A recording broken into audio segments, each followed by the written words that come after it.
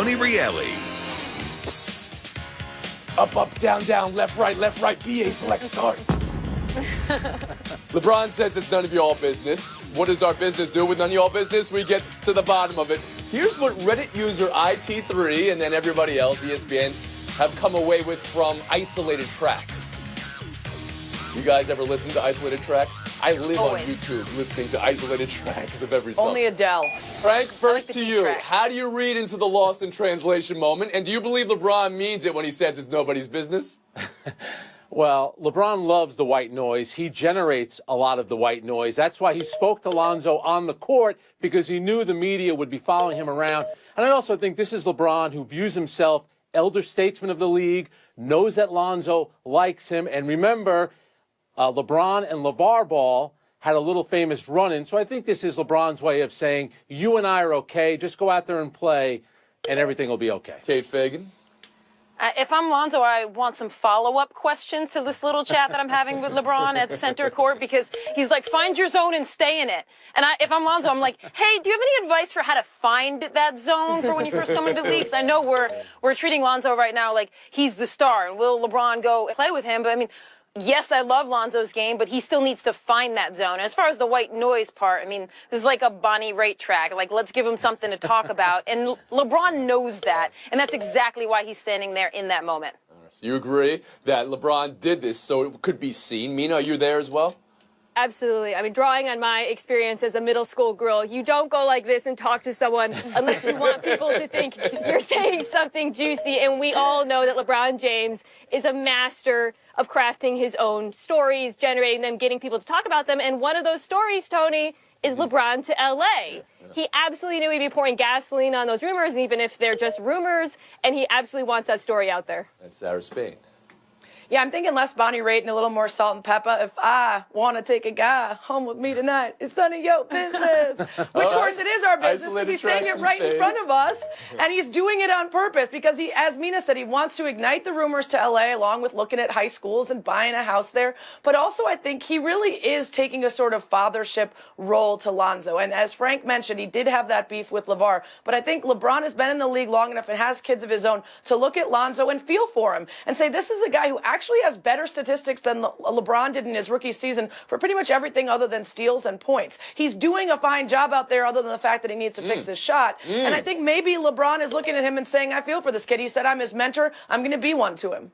LeBron, not the stats that Lonzo Ball has through the first 25 games of his rookie season. That's not been said by any other panelists on the show. Sarah Spain, the first to go there. Frank, you wanna sing "Push It" for us before we move on? Push it real good. Yeah. You know, the thing about LeBron, Yes. he has a way of stealing the spotlight, and a lot of times it's away from Kevin Love with the way that he's played this season. He had his 59th triple-double last night, LeBron did, tied sixth place all-time with Larry Bird, but all we're talking about is LeBron talking to Lonzo, so it actually backfired a little bit on LeBron. We were focused less on his performance, more on what he did after the game.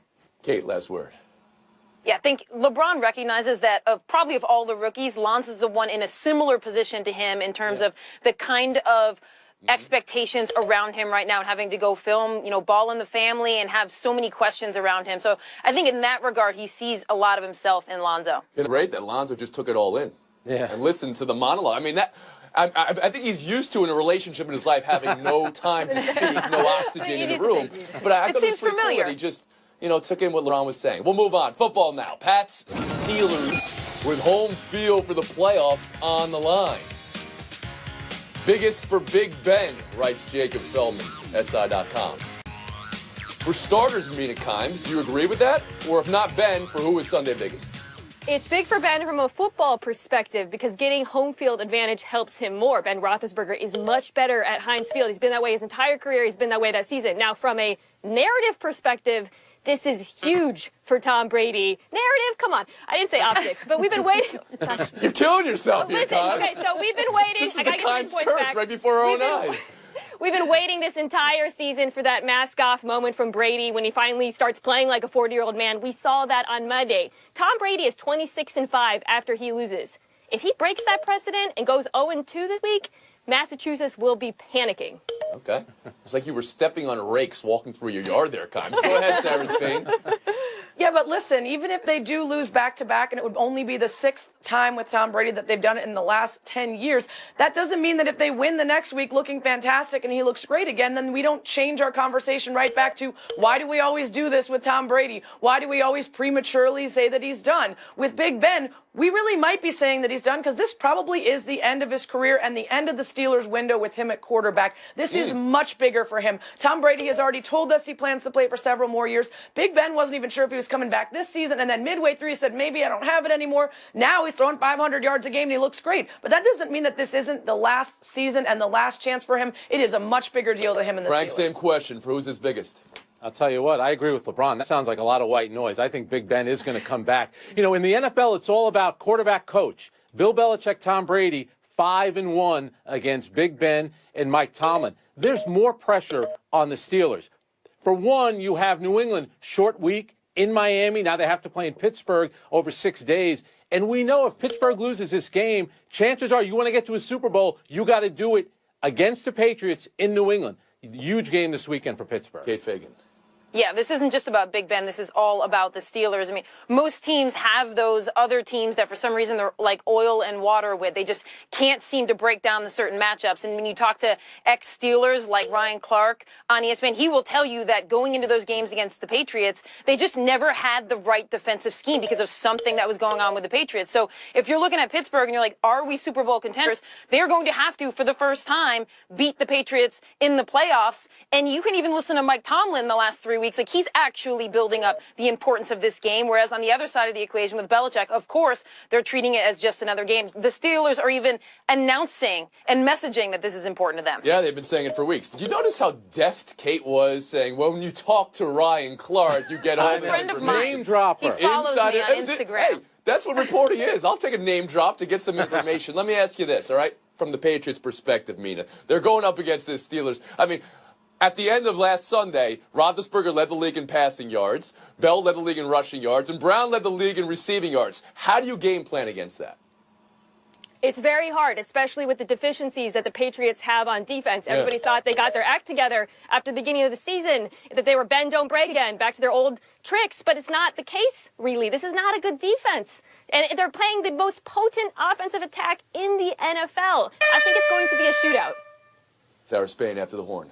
Well, I was recently at Gronkowski's house for a feature that I'm doing on him, and if you talk to him and anyone else on the Patriots, what they'll tell you is that their defense since Week 7 has actually been second in the AFC. So those early numbers where they were terrible is really part of the conversation when we're looking at the total season numbers, but of late they've been good. That doesn't mean they're going to stop those offensive weapons, but it means that it's going to be a fairer fight than we think it might be going in. Frank, do you have any sources you want to reveal at this moment? And also, let's pick this game now. We know who it's big for. We know who's got an advantage. Pick the game for me so I have somebody to mute on Monday. Go ahead, Frank. Well, I'll name drop. I was sitting right behind Mina Kimes in Bristol on Wednesday. Tony, you're going to be public enemy number 1 in New England. Game plan for an offense? Bill Belichick is a coach in New England. New England will win this game. Fagan. I got Pittsburgh. Kimes. New England because of coaching. Spain. Pats. Let's talk Packers-Panthers now. The return of Aaron Rodgers. Cam would tip his cap to him, but there's nothing to hold on. Sarah, advantage go to Carolina because Cam's played all year and is in rhythm? Or is it possible Rodgers being out and now coming back can kind of put Green Bay over the hump? Well, we all like to argue over whether there's such a thing as momentum, and I would say in this case the momentum of just being on the field and playing is absolutely a bonus. It's a great push for the Packers to get their guy back, and I in no way doubt that Aaron Rodgers can come back and run the table. But if we're asking where the advantage is, it's with the Panthers. That doesn't mean they're going to win the game necessarily, though. Very difficult spot for the Packers this week, even with Rodgers coming back. However, since 2009, he's 26-7 December, January in the regular season. If they're going to be a playoff team and they're going to make a run, it has to happen now. And Aaron Rodgers, you know what? The football season has not been good, to say the least. Maybe this could be one of these great stories. He goes on a run. The Packers go on a big run. He gets to a Super Bowl. Fagan. I mean, being medically cleared does not mean that he still doesn't have to knock the rust off of him. So even if you say, look, he's Aaron Rodgers, he's amazing, let's just give him a quarter or maybe a half until he can knock that rust off, which is being ambitious, you're still talking about playing a Carolina Panthers team that gets after the quarterback and is in the top third against QBs. So I can't imagine that having that setback of having Aaron Rodgers not be at Aaron Rodgers' all-star quality is not going to impact the Packers and allow the Panthers to win this game. Let me ask it to you like this, Mina. What do you think is the more primary force in this game? The uptick for getting Rodgers back and hope, or the fact that he has rust on him because he hasn't played in 2 months? I think the fact that he is coming back to a team that's made actually a few improvements in his absence, most notably in the running game. Aaron Jones and Jamal Williams have been very good, and they will alleviate some of the pressure off of Rodgers and help him be more protected, I think, going into this game. Also, the Packers' run defense is quite good. Carolina's offense is very one-dimensional. I think they actually have a pretty good shot of winning this game. Actually a pretty good shot? I don't take picks with actually pretty good shots. Make a pick, Mina Kimes. I'll go with Green Bay. Let's Sarah do it. Spain? Packers. Frank Isola? I'm for a good story, Green Bay. Is it a clean sweep, Kate Fagan? No, I got Carolina. All right. Sorry. Take a break right here. Back after this. You guys have ache. Twisted right ankle earlier this season. Left Achilles tendonitis last season. Frank Isola, this is your account. How concerned are the Knicks that these injuries are mounting on a unicorn? It's a major concern. He's missed 26 games coming into this season over his first 2 years in the league, and he's been a guy that hasn't proven he can be durable. Now they're looking for you to be the franchise player. You want to be that player, you got to stay on the court. How much of it is being 7'3", and that's not something they can change, Frank? Well, let's look at it. You know, Joel Embiid's already missed 2 seasons. Anthony Davis is constantly in and out of the lineup. You know what? There's only one LeBron James, and Porzingis needs to stay healthy somehow, some way. Kate Fagan? Yeah, it's his size and his style of play. I mean, you're watching that game last night, and even in the first quarter where Jarrett Jack throws him a bounce pass and he dunks it, that whole time, and the whole time I'm watching him, I'm thinking, man, you're just sort of holding your breath the whole time because of the way he's trying to play the game and at that size, and it's got to be a major concern for the Knicks. Mina? I'm about to say a few words that I will instantly regret, which is I'm going to give the Knicks the benefit of the doubt here and assume that they know Kristaps is not only the face of the franchise, he's also the body of the franchise, which means they need to protect him. So he will not be playing through minor injuries the way other players will. I think they're being extra cautious with the Unicorn. Wonder how that will age. And go ahead, Sarah Spain. I thought for sure Mina was going to say the word that rhymes with heritive, so I'm glad she didn't. I was very concerned. I'm concerned about Porzingis mainly because of his size and because what we've seen of guys that play like him at that size in this league. But I also feel bad having this hovering over him. 26 games over the first 2 years is not that many, especially compared to guys like Embiid. And so I think the fact that his injuries are sort of all over the place could either tell us this is good, it's not a sustained back injury or something, or that his kinetic chain is kind of messed up and this could be something that happens. Okay, so now you just threw out another question there, but you did say kinetic chain, which I appreciate. We'll move on. Buy or sell two. Chargers at Chiefs for first place in the AFC West. Last time they met, Chiefs picked Rivers off 3 times. Alex Smith was an MVP favorite. That was week 3. A lot's changed since then. Kate, who you're buying has the advantage in this one, and what are you buying as the game plan? The Chargers have the advantage, and it's because of that front 7 that they have. I know the Chiefs have turned over play calling duties, and they're trying to get downfield more. They are just not going to have time against the likes of Bosa and the rest of those guys. Like Los Angeles here? Yes. Mina Kimes, how about you? Yeah, I also think the Chargers have the advantage. They have the better quarterback and, as Kate said, the better defense. Right now, they rank 5th in sacks, 3rd in opponents' passing yards, 2nd in opponents' QBR. That is very good, and Kansas City's defense is very bad. Sarah Spain. Yeah, the Chargers are coming off a 354-yard first half against Washington. This team is hot. Their offense is great. Phillip Rivers, the top-rated passer in the league, playing against the Chiefs' passing defense that's a liability. This is going to be a high-scoring one for the Chargers, and they're going to win. Frank. Tony, you mentioned the 3 picks by Rivers the first time they've met. In the other 12 games, he only has 4 interceptions, and we've seen this from Rivers before. Late in the season, he has a tendency to play a lot better. I like the Chargers here. Yeah, it's usually because they need to come back from 3 games or 4 games back in the division. Right. Now, this is a chance to be in first by the end of the weekend. Buy or sell 3, Rams and Seahawks for first in the NFC West. Last time they met, Seattle forced 5 Rams turnovers. It was week 5. A bit's changed since then. This game's in Seattle. Mina, same question for you. Who are you buying has the advantage, and what are you buying as the game plan? To save this one for posterity, when anyone calls me a homer, I picked the Rams. Now, the reason the Seahawks won that first game is that their linebackers were able to contain Todd Gurley, which is the key to beating the Rams. Those linebackers are hurt. KJ Wright and Bobby Wagner are both questionable going into this weekend. If Seattle doesn't have them, they're in huge trouble against LA's offense. Sarah Spain. Yeah, Chancellor, Averill, Sherman, all these guys that are going to be out, that's a problem. But they've still been able to stop the run pretty well. And so Gurley's going to be huge when it's loud out there. Pete Carroll, 14-1 against first and second-year quarterbacks at home. This is a guy who's figured out how to get in the heads of young guys. I think I give the advantage to Seattle. That is some stat. 14-1 Pete Carroll is against first and second-year quarterbacks at home. Frank Isola, they have these stats like that? I will say this, from an emotional standpoint, I think the way that Seattle's game ended last week in Jacksonville, very disappointed, plus the way they acted after the game. At home, I'm expecting a big response from them. The Rams have been the best story in the NFL. I keep waiting for them to turn into a pumpkin. I think it's going to be very difficult for them to win on the road here.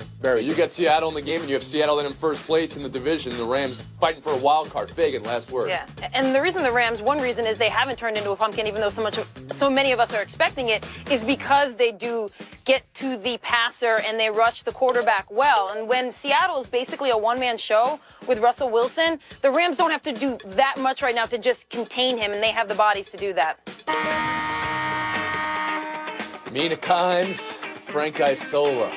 First, it was time to get out of there. Do you read that as Jets offensive coordinator John Morton admitting he gave up last week when he called all running plays down 23? And if so, is that okay, Sarah? I think what he meant by bad stuff happening, he meant Bryce Petty throwing 11 picks and feeling terrible heading into this week's game against the Saints. So I'm okay with it. They weren't going to win anyway. Save the guy and get him prepped for next week. Nah, this is bad. Any team you've played on, you get constant messaging about how you have to run through the finish line, and everything you do, you have to do to the end. Then when you see a coach actually pulling the plug, that stuff sticks with you. Yeah, I agree. So Bryce Petty throws a few picks. Big deal, you know? Let's give the point to Fagan. Move on. Showdown 2. Worst part of Brooke Lopez's terrible second quarter last night. Was it clearing out for the LeBron dunk? Was it airing 2 free throws? Or was it bricking the alley-oop attempt here? Kate, you're first. So much to choose from. Now, I'm actually going to go with the free throws, and I know this shouldn't be like a defend Lopez segment here, but it was shocking because it's not like he's a big guy who shoots like 50% from the line. He actually shoots 80% from the line, so I was surprised to see that back-to-back. Listen, all of us would run away from a charging LeBron. All of us on this show would miss that alley-oop. But all of us would probably at least get rim. And he's a professional basketball player. I'll give you 1 air ball. I'm not giving you 2. That's terrible. I'm giving you 1 point. I'm not giving you 2, Sarah Spade.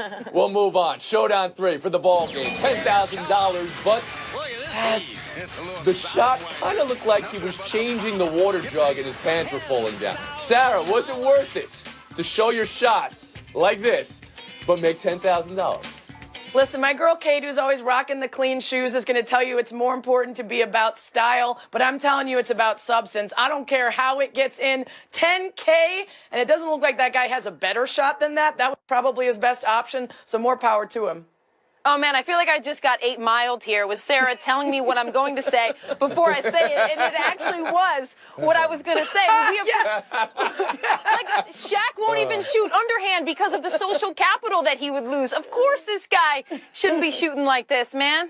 Oh, man, there's vomit on your sweater already. Where's my spaghetti for you, Kate Fagan? Point, game. Yes. Sarah Spade. So much conversation about new Angels pitcher/hitter Shohei Ohtani. And a lot of people are talking about whether he's going to be able to pull off both of those things. But he's causing a lot of concern among fantasy developers, Yahoo among them, who are trying to figure out, is he slotted as both, one or the other? It's got him feeling like this. No! And because of that,